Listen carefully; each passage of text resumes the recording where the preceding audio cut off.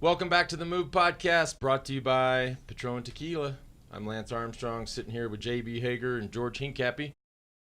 We are talking about Stage 12 of the 2019 Tour de France. 209 kilometers, otherwise known as 130 miles, from Toulouse to Bagnères de Bigorre. Bagnères de Bigorre? Bagnères de Bigorre. Did I say that right? I'll try it one more time. Toulouse to Bagnères de Bigorre. Bagnères de Bigorre. Bagnères de Bigorre. Julian Alaphilippe holds on to his yellow jersey, not surprisingly. Simon Yates gets the trifecta. He's now won a stage in all three Grand Tours, which is that's not a lot of people can say that. That's impressive. You sound like you're really excited about today, George. That's cool. Today was not as nearly as exciting as we were hoping for, but we'll talk about why we feel that there wasn't as much fireworks as we had anticipated whenever you guys are ready. Yeah. A little bit of business before we get into what I believe it was hopefully not a day of foreshadowing for the second half of this tour. I'm worried about it, and we'll get into it. But first, and as you can see, I'm a little nicked up. Today's show is brought to you by PowerDot, the most mobile eSTEM unit on the planet. As much as I travel and as old as I'm getting, I need all the help I can get. I have. Can we talk about what's wrong with your shoulder? Do we have that picture, like documenting where we think he hurt his shoulder? So here we are. I had to tow him back from one of our rides the other day. You can see that he's holding on to me, and I think that's where he might have tweaked the shoulder. Okay, well, that's cute that you saved that picture, but the astute listener and viewer will see that that's my right arm. It caused an imbalance. This is my left arm. Your left hand got tweaked because you you know what happened. Hard. So I got this new SRAM electric shifting on my mountain bike, and they built it up, but we never charged it.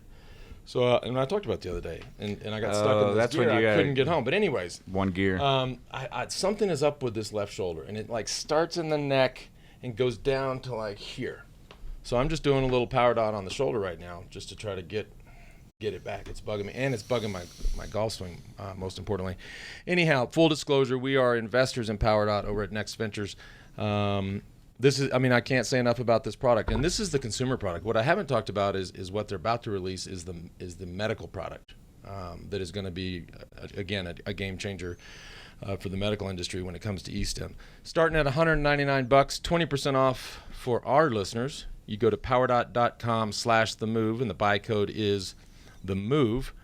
This is Gen 2. I think they really stepped up their game. It is freaky to look at.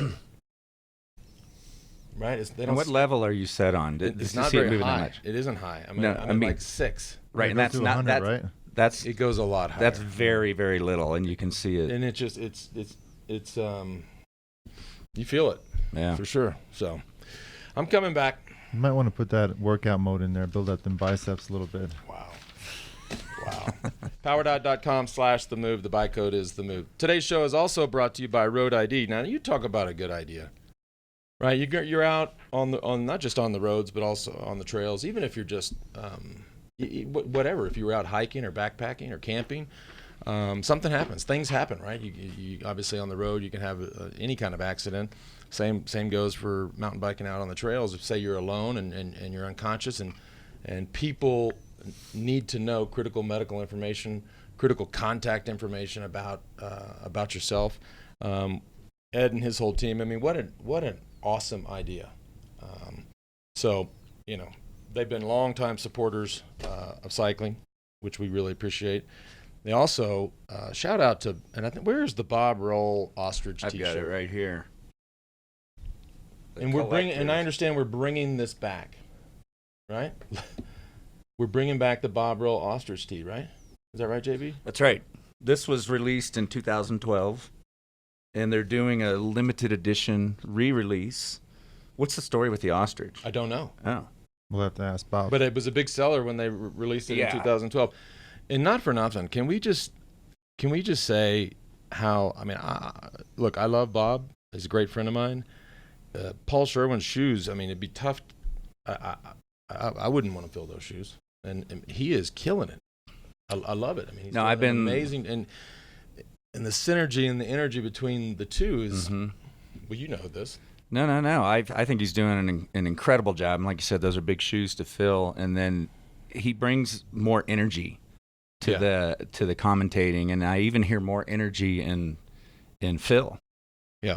So the room's just a little more lively. They're doing a good job. Different, but just not better or worse, just good. I mean, they're just doing a really, really good job. Yeah. Everybody loves Bob. He's still got a really good relationship with a lot of the riders in the peloton as well. Yeah. So, To get back to RoadID. Sorry, good job, Bob. Back to RoadID. To get your RoadID, go to roadid.com. They're also the sponsor of our daily trivia contest, which we'll get to in just a second. Let's talk about today's stage. I said it yesterday. I must say it again today because we've been spoiled. We've been spoiled by this first half that's been packed full of action. We now have 12 different winners in 12 days. Yesterday was 11 out of 11. Never happened in 25 years. I don't know how many years it's been since 12 out of 12. Tomorrow we'll have 13 out of 13, I suspect. But I think I think we're going to be disappointed in the second half.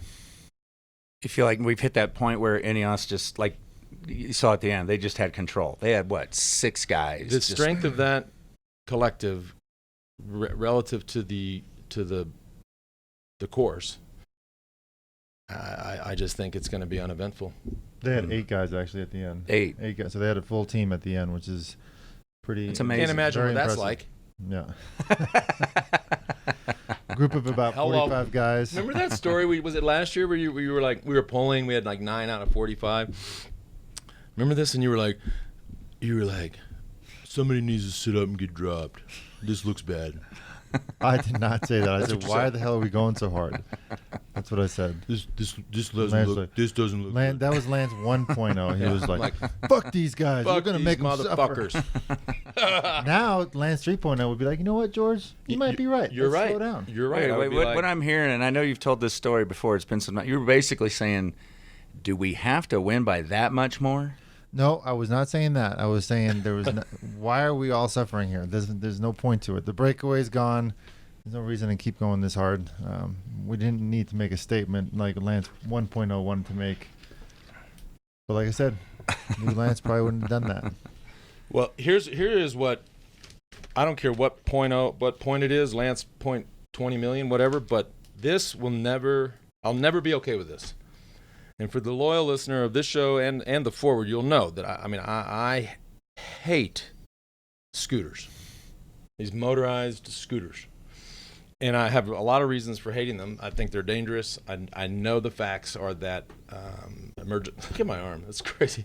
That visits to the emergency room are up drastically in these towns and communities that let these little devils come in, two-wheeled devils. But in Austin, where you've built your disdain for them, there are on average 10 injuries a day, 1 requiring serious hospitalization. Right. Those are the stats. So this is where this is what I get to wake up to today. Dockless e-scooters get a test run in Aspen. This is a little town. I mean, you can walk everywhere. Yeah. What do we need? Nothing's these for? that far. Don't do it. I will say this, then we're going to go back to the race. This is how uneventful the day was. We're talking about scooters. I could design a better scooter. I could design a scooter that is much safer, and obviously it might be a little more expensive, but it would take the safety factor up 100x. I'm just throwing that out there. Well, it's invading Aspen. It's inevitable. Here it George, what comes. do you make of this? All over the interwebs, there's a bunch of speculation, but Rohan Dennis just pulling out of the race. Super odd. I mean, being the favorite for one of the favorites for tomorrow's stage, just pulling out, and apparently was super aggressive today, making the breakaway, which we haven't even started talking about. Okay, the stage, the final seemed to be pretty boring, but it took 2 hours for the breakaway to go? No, it took the break went after 45K, but 45K, which is a long average. time. Yeah, the average was 46 kilometers an hour for the first 2.5 hours, which is 46 kilometers. That means the breakaway went 42 guys in the breakaway, 42. which 42 guys in the breakaway. that's going to take a lot of time for the directors in the back to figure out who's actually in there, who's the best guy in GC. So that would indicate why that speed was so high for 2 hours, because it probably took them 30 minutes to figure out exactly who's up there. Oh, they how were much just time they can covering give their them. bases until they So figured they out. kept them close, obviously, kept the speed up high. Finally realized that nobody really that dangerous was up there. Probably then gave them, 4.5 minute gap. But it must have been a really, really, really hard start to the stage. That's like 20% of the group. Yeah, that's a mean, huge the breakaway. entire- 40 Yeah. guys go away. You're gonna keep riding until you Have know we exactly who's seen? there. I mean, back in our day, I don't know that in our tour run we had there was never a break of 42 guys. I know that one day, the rainy, cold day, where Decker won, right? Eric Decker. yeah, and what's his face, the with all the brothers, yeah, French guy. He took it was like 25 guys, Yeah. Simon. and that was it? yeah, whatever. He was French. But and may he rest in peace, Andre Kovalev in that breakaway as well, and damn near And he was dangerous. damn near won the Tour de France Yeah. because we let him go in that group. So Well, back to your original question, what do you speculate happened to Rohan Dennis? We have no. I don't think Have you ever anybody seen has that? It's any exactly idea. that. I was It's hoping. speculation. I was hoping Lance can figure this out for us, but nobody really knows what happened. It's going to be interesting to see why. Why would you pull out? Obviously still in good shape. Was very aggressive at the beginning of the stage, then all of a sudden just stopped. So Yeah, but Hope he's for those okay. who didn't see it, he abandoned, but nobody knew where he was, including his team. Is that no, correct? that's not. Oh, very, what? Yeah, we didn't know that. What? That's what I heard. They were all trying to figure out where he was, and then He just pulls off and like rides over to the pub? that was my understanding. Because then Holy cow, that's juicy. We don't know about that. That's that. But we'd have to confirm what the exact scenario was of him pulling out of the race. yeah, and It's then odd. and then nonetheless. Christian found a picture scouring the internet of him in street attire walking to the finish. So I don't know. We did hear that the day went from that to worse when their team bus. Who'd they collide with? They bumped into another bus pulling out of town. Yeah, I think it was Mitchelton Scott Yeah. on the way out of town. That's not a good. Hey, good news is you won the stage today. The bad news is you got $10,000 in body work to do to your bus. Right. Well, apparently the owner was in town, Jerry Ryan, watching the race, and Mitchelton Scott had a plan today to send a climber in and a bigger guy, and they did that with Simon Yates and Matteo Trentin. They had all the bases covered. Simon Yates attacked on that last climb. Trentin stayed close, so even if they had gotten caught, they had Trentin there with the second group, and they were really playing all their cards, and their day worked out perfectly. I think because I think Matt White is a damn good tactician. Would that be your impression? Absolutely. Yeah, I think he's one of the best. So, When we were teammates with him, yeah, a lot of times he'd be in the bus, telling the director would give his tactics for the day, and a lot of times Matthew would correct him or give his opinions, and it was good. It was great to have him around. Not only was he astute tactically, but super funny guy. One of the best personalities in the peloton, in my opinion. and the dude who's always on the limit. He pushed himself so hard. Yeah, and so those guys that are seemingly on the limit a lot, they figure out real fast how to be good tacticians just to make their life a little bit easier. yeah. George, I noticed you observed something particular about Takuna Quickstep, Viviani, that may indicate a shift in their goals. So early on, you saw with about 100K to go, Viviani's on the front. You never really see your sprinter, a guy who's won a stage already in the Tour, putting him to work midway through the Tour de France, which to me indicates that they're having a lot more confidence in Alaphilippe and holding on to that yellow jersey for a long time, putting Viviani on there in the front. Markov was still up there pulling with 40K to go. I mean, those guys are all in right now for Alaphilippe, which was quite interesting to see. Patron of the day? I'm going to go with Viviani. Ooh. Yeah. For just what you said. Yeah, just putting it out there for the team early on the stage. Still has to make it to the finish line. Super. I was super impressed to see that. Yeah. And keep in mind, a guy who's leaving the team, I mean, he could say, yo, Yeah. I'm a sprinter. Right. Yeah. I'm tired. You can make up a lot of excuses. I'm leaving the team, but pretty selfless to throw it in like that. My Patron of the day, it has to be Simon Yates, just for, as I said at the top of the show, for completing the trilogy of winning a stage in all 3 Grand Tours. So congratulations to Simon. JB, I asked you yesterday if you would ask Johan what he thinks the second half of this tour is going to be like. Did you? You'll have to listen to our show to get that answer. Well, I like that response. give me a sneak peek. Give me. Oh man, I'm trying to think. Oh Lord. I don't know that I can. Well, could you repeat what Johan says? Let's be honest. Speaking of Johan, I do have a good, funny story. He's so detailed and lengthy. Yeah. I don't know that I can do it justice. The Paraphrasing. last time I rode the Perry Sword, which was the second to last climb today, I was on Discovery Channel with your boy Alberto. I was in the breakaway with Vinokurov, a super strong breakaway, about 15, 20 guys. I can't remember the climb we did before, but Vinokurov rode away from us. I got dropped. Did the valley by myself, hit the Perry Sword, and I'm like thinking I'm going to put it in park mode and take it easy. I'm not going to win this stage. I don't care who catches me. All of a sudden, Johan gets on the radio. He's like, George, I need you to get to the top of the climb before Alberto. So I'm thinking, what? They're only like, I don't know, they were 2 minutes behind me, which Alberto at the time was flying up this mountain. So I had to go as hard as I possibly could just so Alberto would not catch me. And he caught me with 200 meters to go to the top with him and Rasmussen. And I was able to do the descent with him full gas with Cadell Evans, which ironically I was teammates with a couple of years later. And we put about 25 seconds on him on the downhill, or extended. He had about 10, 15 seconds on Cadell Evans on the uphill. We put another 10 or 15 seconds on him on the downhill. And Alberto ended up winning the tour by, what did Johan say, like 25 or 30 seconds that year. So it was a pretty fun day for me to be able to be part of that, help Alberto on the downhill, haul ass down the hill, and see him, put him in the position for the overall win. So I just was sent here a quote from Rohan Dennis's team, the sports director. Team is Bahrain Meridia. Quote, "We saw Dennis at the side of the road. He did not want to talk. We thought he'd continue anyway. To hear that he stopped was a shock to us as well. It certainly has nothing to do with his physical condition. We are confused. Let's say that I am disappointed with what happened with Rohan today because we expected a big effort from him tomorrow. It was his decision to stop at the feed zone. We tried to speak to him. We stopped the car and tried to find a solution, asked what is going on, and he said, I don't want to talk right now, and he later abandoned the race." Who's that from? Tristan Hoffman? Or? No, I was trying not to try to say this dude's name. Gorazd Stangls.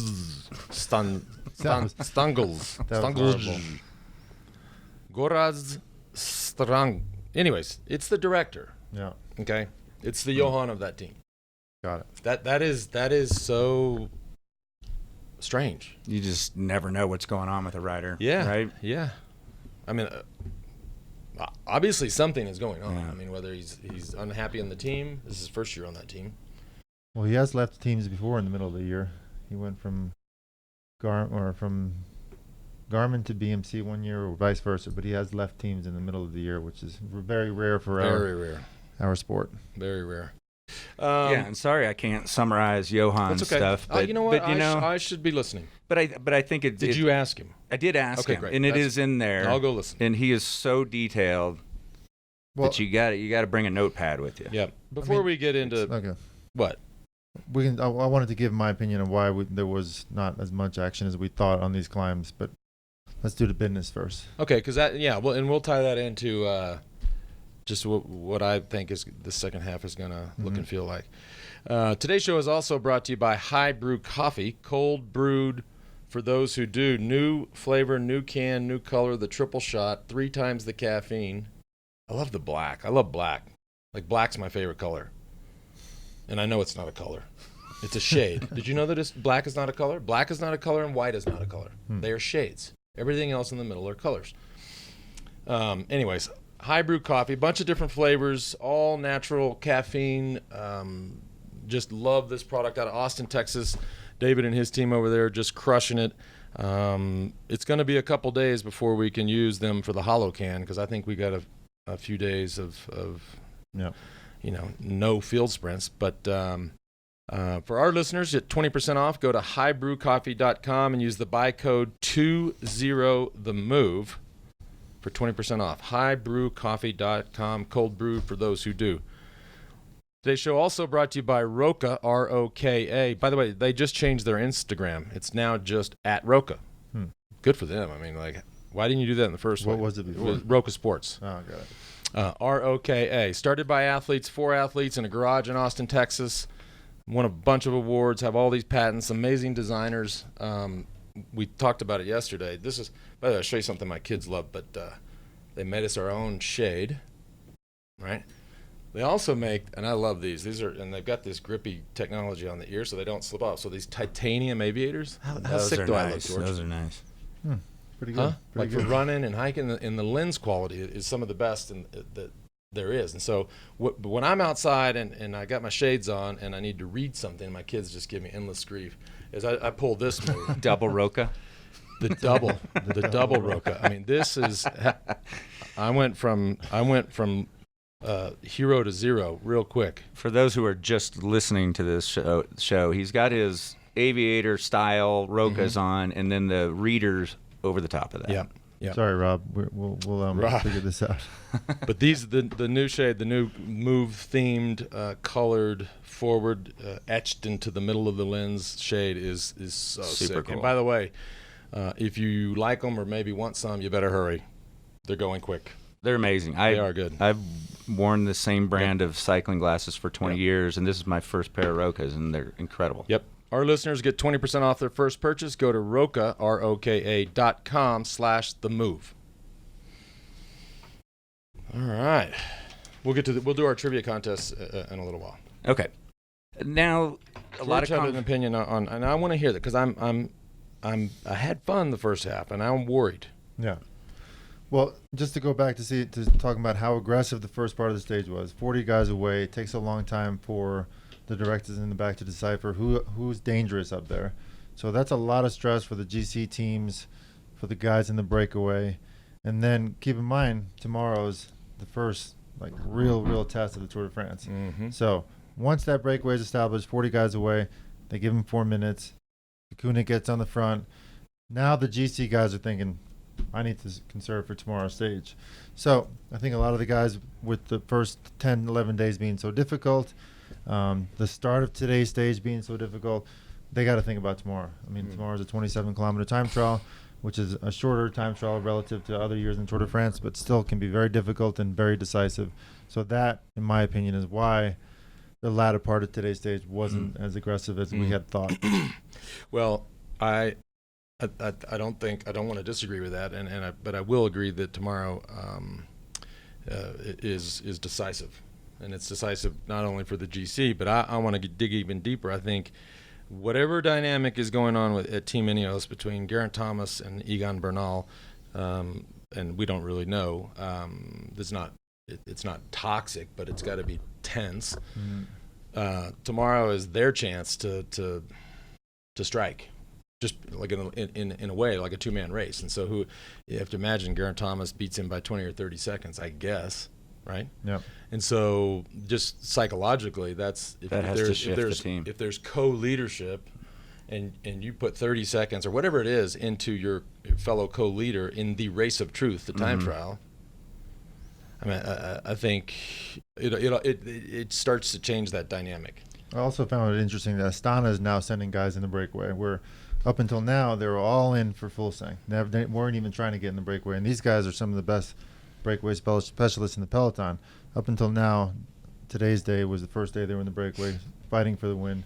So perhaps their confidence in Fuglsang has gone down a bit, and they have to start looking at other opportunities for successes in the Tour. You know, one of the things, if you do go back to yesterday's episode with Johan, hearing him talk about Thomas, Bernal, and everybody's form, because there was a question about form. What are you looking for in their form?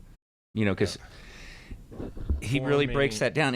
Meaning condition or the way they look on a bike? Both. Like, who's riding well at this point? Right. And he really starts breaking down a lot of the riders and what they've done leading up to it and those results. Yep. And at one point when Johan was breaking it down, I almost started going, he's describing it like people who bet on horses. You look at all the races leading up to it. Is their performance getting faster? Is it getting slower? Breaks all that down, which definitely swings in the favor of Thomas. And by the way, Egan Bernal will start third from last. Geraint Thomas will start second from last. Didn't they used to split up if they were teammates? Maybe in. I thought I remember back in the day. Yeah, but either way, if they do that, then they're going to start Bernal fourth from last. So Yeah. my point is that Geraint Thomas is going to have, all the information, all on the information, Bernal. all the time splits, Hmm. and then of course starting last is the yellow jersey Julian Alaphilippe, which he's got 1:12 on Geraint Thomas. My prediction is that he keeps yellow. Wow. He Yeah, finished seventh in the time trial at the Dauphiné, and To Rohan Dennis, who's one of the best time trialists in the world. actually to Wout van Aert. But, Wout van Aert. Yeah, you're right. Sorry. Well, so if you go But back, now is also one of the best time trialists in the yeah, world. but it's enough. And I a think favorite for tomorrow. I think and the course is somewhat technical. I mean, there's some really sharp turns. There's a punchy little 17%er up to the finish. And he was under no. From what it looked like on TV, Alaphilippe was under zero stress today. Yeah, he will ride a lot better. If we think he usually loses a minute, he's going to lose a lot less, just because of that jersey that's on his back. And he's French, yellow jersey, and perhaps a little bit of motorcycle love here and there around some corners. Ooh. Go a long way in the time trial. watch for the motorcycle love. And helicopter love. Yeah. Oh yeah, we we should try to spot that. We've talked about that. There was a funny before. story about Pantani actually, when he was winning the Giro. How I think Ekimov told me the story. One of his Russian buddies was riding back from the time trial back to the start line, and he's coming back on the opposite side of the road, and Pantani's doing his time trial. Back in the Giros, the rules are a lot more relaxed than in the Tour. But he said he almost got blown off the road from the helicopter wind following Pantani. Pantani's coming this way, he's going this way, and the wind was just like. with the So helicopter hovering we've talked about above this him. before on the show, and that's something to watch for. If it's a Frenchman, likely Alaphilippe, will the helicopter be behind them, shooting them from behind, which could Well, I think indicate it'll be push? different in the Let's Tour. not. Yeah, Yeah. this is. I don't think that's. that's not Motorcycle love, yes. Helicopter love. I was being facetious, or just joking around. But I don't think we'll get any heli love tomorrow for him. No, definitely not. Well, if you go back to like our preview show, we talked about how little time trialing there is between the team and the individual. This works out great for Alaphilippe. 100%. Yeah. Yeah. And these milquetoast mountain finishes work great for him too. Mhm. And then you go back to what George said earlier. Look how they're shifting. Viviani's working. Maybe the whole team's shifting their effort to Alaphilippe. Let me tell you, we're getting ahead of ourselves. But if he were to do that after the effort that he exerted in the first week, that would be incredible. Yes, but It's still the mindset that he's going to crack one yeah, day. it has to. Yeah, it has to. At some point, it catches up with you. He has not shown any cracks in his armor up until now, though. Let's do a little trivia. Anybody want $10,000 for free, for nothing? Just signing up and playing a little trivia with us, weirdos. It's time for today's daily dose of the RoadID Tour trivia. All you got to do is head over to roadid.com/France. Here's today's question. Who was the last rider to win a stage finish into Bagnères de Bigorre? Who was the last rider? So the finish from today, who was the last rider to win this stage into Bagnères de Bigorre? Go to roadid.com/France to win. Sign up. And also daily prize. Your daily prize is a Thule T2 Pro X2 bike rack. I think I'm saying that right. Thule, Thule. It might be Thule. No, you're saying it right. Is it Thule. Thule? I believe Thule. And also sign up to win the $10,000 BMC shopping spree. So here's your four choices. Roman Bardet, Bradley Wiggins, Dan Martin, or Eddie Merckx. It just says Merckx, but it could be Axel Merckx. Yep. I don't know. I don't know the answer. You guys tell me. Don't know. I don't know the answer either. Don't know the answer. It isn't to that. Bardet, right? It's not Bardet. Maybe. It could be, actually. It could be. You guys ready for We won't give some it away. questions, comments? Yeah, let's do it. Do we need to go into any more on the TT? Um, Kind of got that covered. I mean, Well, I think Geraint Thomas. I think I like Geraint Thomas to win the TT. Yeah, he's already done it 3 times. They asked him at the finish line if he was Yeah. going to go do recon. He said he wasn't sure. He's done it 3 times already, so he clearly knows the course well, confident. Yes, as I'm but he sure all has the to favorites do. do. He has to recon. Yeah, he's going to ride in the morning regardless. Because So. it's worth noting that he may have done it 3 times, but he did it 3 times with cars and Yeah. with scooters. It's a different. The thing is totally different with nothing on it. Is Chad Haga still in there? Chad Hogg is in there. He won it at the Giro. He did. I mean, He did. Hey, They've had him doing some work here early on, so I'm hoping he's recovered from because he's been doing a lot of pulling for Matthews. Would be awesome to see him boy, up there. that would be something to win 2 time trials and 2 big tours back to back like that. Not bad for a Texan. There you go. Let's take some questions. Yep. Lance and George. On the tour coverage the other day on NBC Sports, Steve Perino, by the way, he's doing a good job. Did you see him on his moto with the microphone in the Mitchelton Scott team car? Yeah. It's pretty impressive. I don't, there's not enough, not for all the King's horses would you do that job. Sitting on that Oh, that's motorcycle brutal. riding That'd be around tough. for 5 Brutal. hours a day. Right. And everybody else is sitting around And his drinking driver, coffee. You're out not in control, and the driver probably doesn't even speak English. I mean, just, Right. no. It's impressive. No, I see. Steve Perino was telling us a story back when Lance and George were racing somehow the T-Mobile team was eavesdropping on the Posties team radio. Steve remembered that Lance and Johan found out about this and fed them some false info that Lance was struggling and not feeling very well, and then went and smashed T-Mobile on Alpe d'Huez. Can you elaborate more on this story? Well, and does this happen in today's peloton? So I asked George, and if we were basically, we had these the radios were really simple. I mean, but we had these. You could come in. You could basically find other people's frequencies. Scramblers or something? Yeah. The scrambler would make it so that they couldn't really hear you very well. Yeah.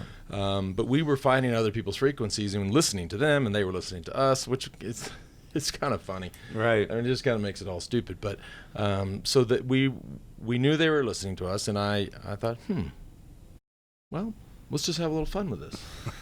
And it was the stage to Alpe d'Huez, and I believe we were going over. What did we do? I think the before? Madeleine. The before. Madeleine, yeah. And then and they were on the front riding. Yeah, because a lot of us were dropped on the Madeleine. Yeah, and so I said, okay. I said, Johan, man, something's wrong. I feel like shit. Like I don't have the legs today. And then like a minute later, you hear Rudy Pevenage, their director, say to the team, "Hey, Armstrong's bad today. Doesn't have the legs. He just told Brunel." So I go back to the car and communicate like humans do, like face to face. Well, like humans used to. Yeah. They don't do that anymore. Right. And I say to Johan, I said, whatever I say, don't believe me. Mm-hmm.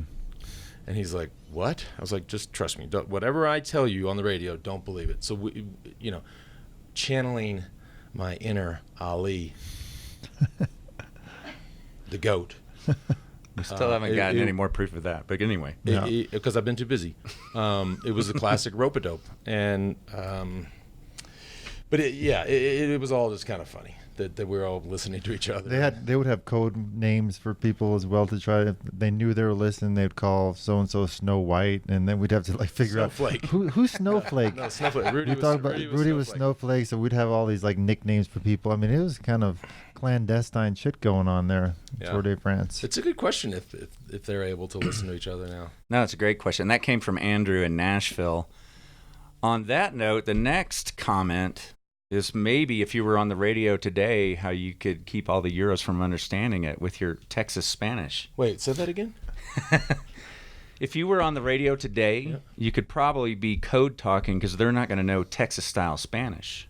Oh. Like you busted out the other day, which is our next comment from Jorge. He said, Spanglish. It's called Spanglish. It's Spanglish. He says, Este vato, this homeboy, that was some spot-on homeboy Spanish, Lance. That's from Jorge. And I looked up his area code, Tucson. He dug it. He said it was spot on. Muchas gracias. Muchas gracias, güey. Okay, another question. Do the members of the winning team in a team time trial get to add stage winner to the personal cycling That's resume? actually a good question. I mean, I guess you do. Yeah.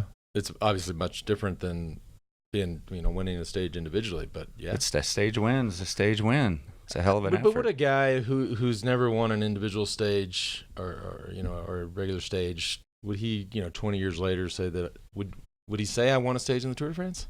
I mean, I guess he might. I would think so. I would think so. I wouldn't. That's the beauty of the team time trial. It takes the whole team, not just you. Okay. Ask George. George is a team time trial winner. Yeah, that's why- That's But on he's his also resume. won an individual stage. Well, you probably talk about them both just the same, yeah. Ask Oscar Pereiro. He sat on some bitch the whole day and out sprinted him. That's right. I did plenty of work before that, though. The Talk whole about a 3 rope-a-dope. weeks. Yeah. All right, here's another one. This guy wrote in before. You remember the percussionator, Matthew? Yes. Out of Nashville. He says, what can you tell me about the theme music for the podcast? And then he goes into a bunch of details. He says, it sounds like harmonica and congas. Listening in headphones, I can hear the stereo of the congas. He's like really into it, but he wants to know the story of our music, which I'm sure you've heard it by this point, but here's the full theme song.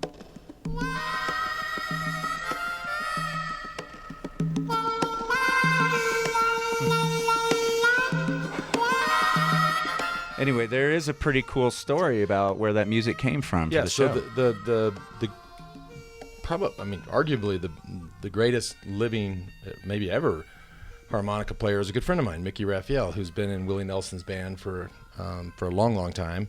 He's the most sought after. If anybody has a session in Nashville or anywhere and they want harmonica, whether you're Chris Stapleton or Sturgill Simpson or anybody that wants the best, you call Mickey Raphael. And so it's he loves cycling, he loves this show, and he gave us that song.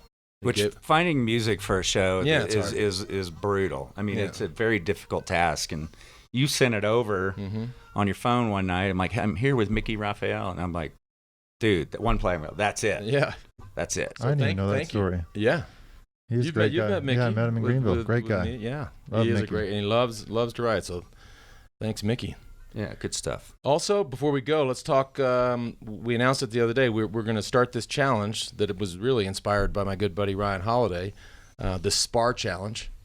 Just go to download the app, the SPAR app on your iPhone. Unfortunately, Android is not available just yet. No, but- it's a new development. In most new apps, they usually do one or the other, get it all perfected, then roll out both. And they're at that early stage, so they're. Yeah. And so the way this works, It's iOS right now. It's so you can do anything. It's really just a challenge to anybody out there that, like, for example, Ryan's latest challenge was from the minute you wake up, do not look at your phone for 30 minutes. Right? How many people can say? I'm trying that now. Try I know, to right? think of the last time you did. I cannot think of the last time I did that. Yeah. It's only 30 minutes. But anyways, it could be read for 30 minutes, or read to your kid, or floss your teeth, or go vegan or whatever. So but we're going to keep this accessible for our fans and listeners and viewers. So it's a 10-day challenge. We're actually going to start it on the 20th, not the 19th. So 10 days to ride 10 miles per day, and you have to prove it. So just show us either a GPS file or your odometer on your bike or whatever, and it's $10. And so once you tap out, you lose, and the people who win split the pot. So 10 days, 10 miles, $10. Only $10 if you don't do it. Thank you, Tiffany. Got it. There it is. First, I will not be losing. First thing you see in the search. It's you out on your bike. Yeah. Nice shades. Some sort of a GPS file, your odometer, Just said all anything that. to prove. I know. I'm just Yeah. showing them how easy it is to find. It's very cool. $10, 10 days, 10 miles. That could be difficult for me. I'm flying home on the 29th. I know, and it's going to be after our race on the final Sunday. I'm not going to want to ride 10 miles the next day, Nope. but I will, because I'm not giving up any money. I've already given up enough. You hear me? What? So go get the Kind SPAR of app. kidding. Kind of kidding. If- Download the SPAR app. Join our challenge. There you go. And thanks to Ryan for not just inspiring me to do it, but it was his idea. He was like, dude, you should do this. Like, you have all these people listening and watching. Like, Yeah, that's a great idea. challenge them. Cool. Check out the We Do shop. That's at wedo.team, wedu.team. That's the new, Lance is rocking the new members tee. This is Yeah. a new hat that I'm wearing that's in the collection. You can check all that out there and send your comments for this show or the Johan show, which you should be listening to. A lot of Lance people and are. George. Last It's thing, very, sorry, JB. The weather looks good tomorrow. I always like to talk. I love talking about the weather. Full on sunshine. Actually, on the warm side for Europe, pushing 90. That's Yeah, it is warm. that's a factor. Heat is most will tell you heat is the number one determining factor when it comes to performance. Fact. Send those comments, themove@wedo.team. Thanks for tuning in. Thank you.